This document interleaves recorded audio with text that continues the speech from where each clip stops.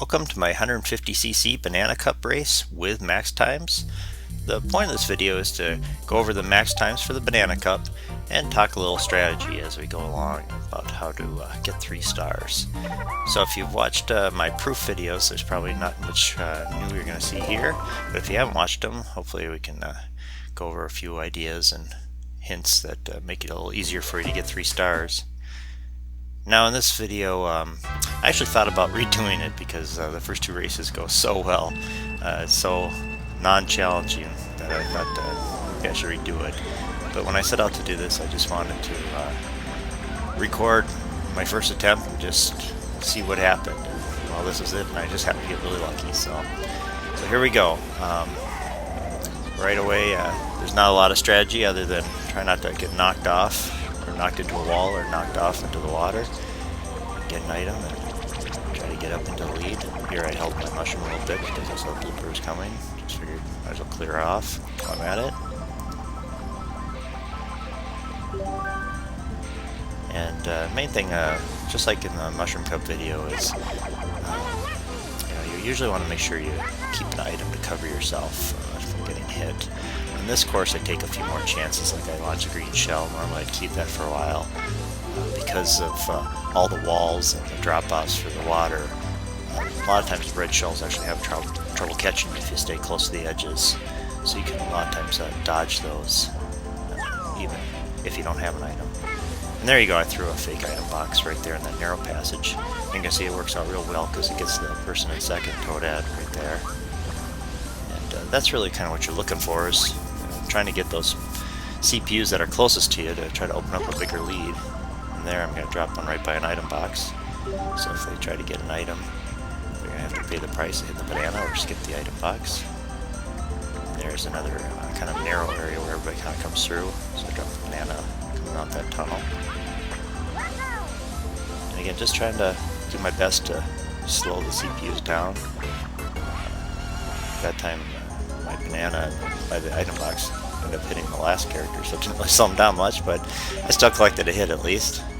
You can see sometimes you can cut over the edges too, and you don't fall if you, even in automatic, you don't have to do the hop. If you just cut the little corners with the drop-offs there, you can make up a little time and you won't fall.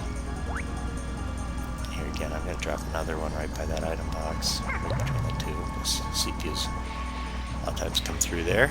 See if I can slow them down a little bit more. I didn't score a hit. Okay, there we go. We got one further back, and there, it Toaded again. So ended up getting a really big lead.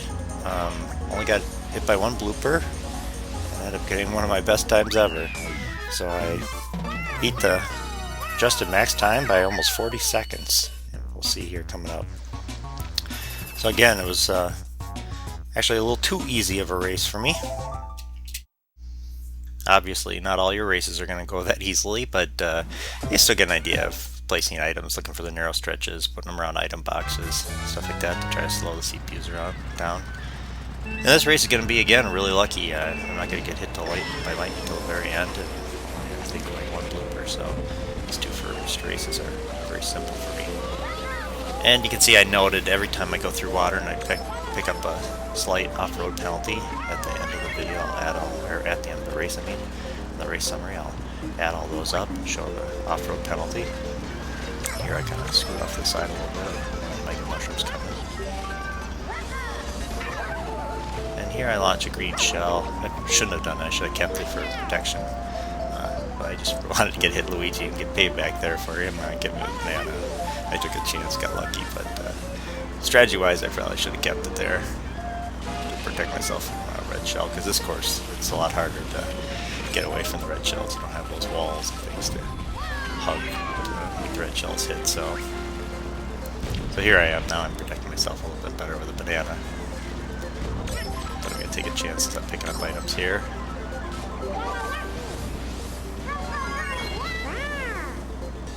And coming up, I'm going to, again, find a little narrow stretch that most of the CPUs cut through right here. And that's going to work out well for me. I'm going to score a hit on Rosalina. Again, she's in second, so open up a bigger lead.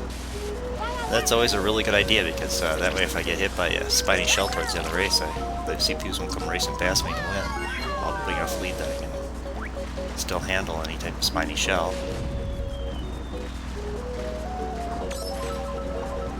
And if you're driving manual, you can hop over those little bits of water and probably collect less off-road penalty. But if you drive automatic like I was in this one, you still do collect the off-road penalty, but you'll see by the end it's pretty minor. The max time is really quite large. But that red shell comes up. That's kind of odd. So anyway, so again, I beat it by about 26 seconds, even collecting some of those off-road penalties. It's,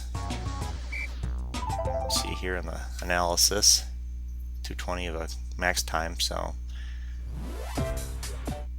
again, getting really lucky here, beating easily. This race will be a little tougher. Again though, the main thing is to really avoid walls. If you avoid walls, these max times are very easy to beat. So that's what I'm going to do. I'm going to try to make sure I don't get too close to wall if there's a CPU next to me. If there's not a CPU next to me, I can come a little closer. Like I said, if they launch something at me, I can kind of hug the walls and get the red shell to hit the walls or the corners. And here I'm going to look for a good place to drop my banana, and right there, again around item boxes. Makes them harder to see and harder to avoid. And most of the CPUs drive manual, so they kind of swing out wide on that curve, so that's a good place to put bananas. You can see I scored another hit there. And that's kind of the same thing in if you're racing online. If you're driving automatic versus manual, a lot of people take the turns a little wider on manual to get the extra drift boost. So sometimes you can swing a little wider than the next lap around. You can, if you're on automatic, you can call it a little closer. Try to level the playing field a little bit since I have the advantage of the drift boost.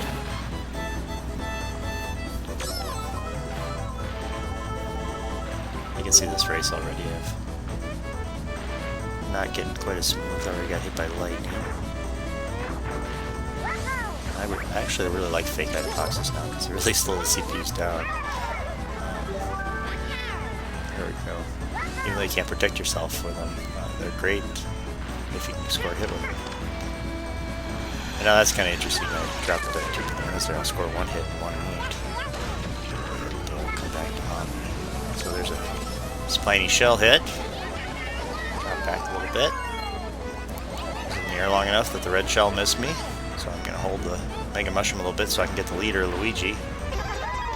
Which will actually work out really well for me that I slowed down Luigi, because if I hadn't slowed him down here by squishing him, I probably would have lost the race. So again, looking to hit those CPUs that are closest to me, the biggest threat to me.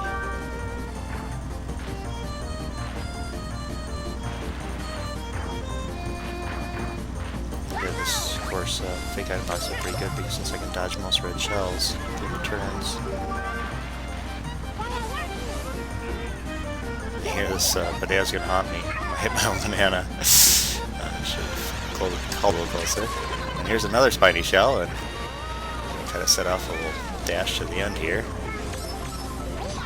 And there's Luigi. So if I hadn't slowed him down, I probably would have won the race. Good thing I held that Mega Mushroom until I could squish him. So there, it was a race a little more challenging, but again I avoided bumping into walls or anything, so I still beat the adjusted maximum time by about 22 seconds. So it's still, again, the key is avoid those collisions with the walls and with the course hazards.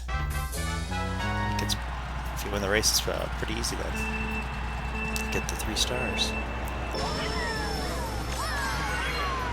And again, I'm going to look for high traffic areas to drop my items. I'll drop the banana off here because a lot of them again slide over the jump. And that time I didn't score the hit, but I think I will in the second lap. And here I kind of ran a little bad stretch. I'm missing my item boxes. I really try to get those because those can really make or break your game. But I get lucky and don't get hit. Here again, I missed the item box. Travel on the zip strip properly there. Missed another one.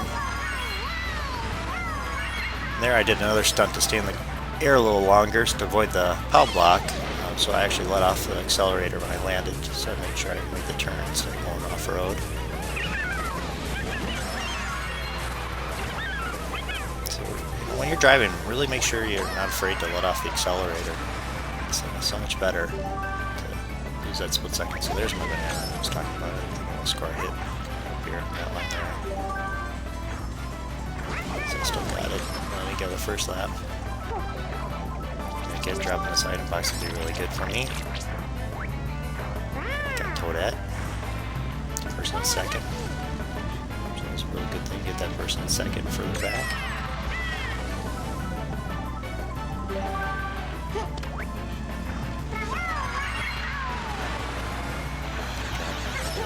I'll drop them all now because my shell's coming. And if a spiny shell's coming, I mean, drop your load. If it gets knocked out of you, you're not going to get a bonus for hitting CPUs. You might hit it and slow it down, but you won't get the bonus. You might as well try to drop them first. Also, spiny shell, when it hits you, it usually explodes your items too, so they won't be there anyway. So it's a good idea to start tossing if you know they're coming. And that, I don't know if you've seen on the YouTube, somebody hit a spiny shell with a banana during a jump. I actually did that one time too. It's a fluke. I've tried to do it over and over again. But if you're in midair and you're spinning around and you got 3 bananas and the spiny shell's about to hit, go ahead and start chucking them in the air. It might actually hit the spiny shell and let you get past. It happened to me once. So again, you know, throw your load. It doesn't hurt to give it a try. It's really a fluke though, because you have to be at the right angle and right timing and everything. So you can't really play for it because you can. Unless your guy's, like I said, pointing straight up when you throw it, it doesn't really work. So, but okay, there we go. Again, this one's going to be about a 30-second beating of the adjusted maximum time. So, again, real easy. So, if you just try to avoid those collisions, you should be able to get 3 stars. I hope this helps. Thanks for watching.